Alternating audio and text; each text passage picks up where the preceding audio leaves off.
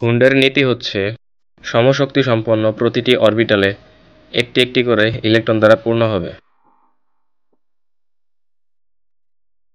অর্থাৎ একই শক্তিস্তরে প্রত্যেকটা অরবিটালে অযুগ্মভাবে ইলেকট্রন প্রবেশ করবে।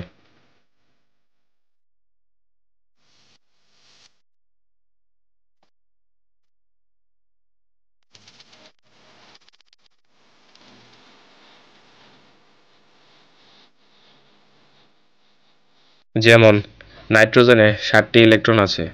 এক্ষেত্রে ইলেকট্রনগুলো অযুগ্ম বা বিজোড়ভাবে অথবা একটি করে প্রবেশ করবে।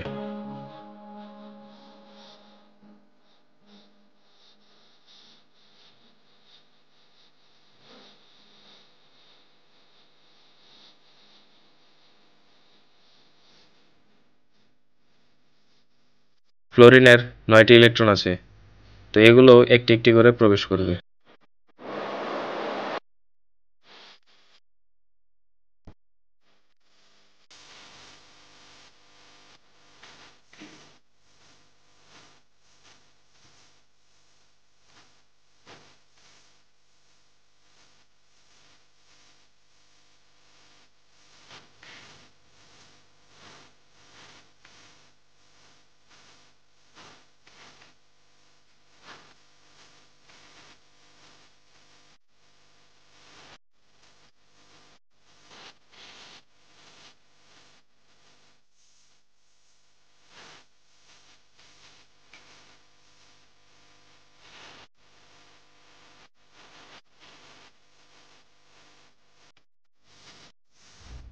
হুন্ডের নীতি তেমন কঠিন না।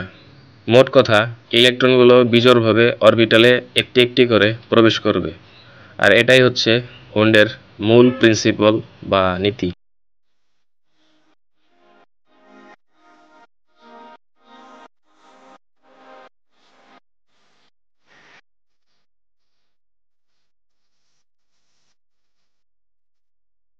Hope you like this video. ভিডিওটি ভালো লাগলে অবশ্যই আমার ইউটিউব চ্যানেলটি সাবস্ক্রাইব করে পাশে থাকবেন। পরবর্তী কোনো ভিডিওতে দেখা হবে ইনশাল্লাহ। সালামুন আলাইক।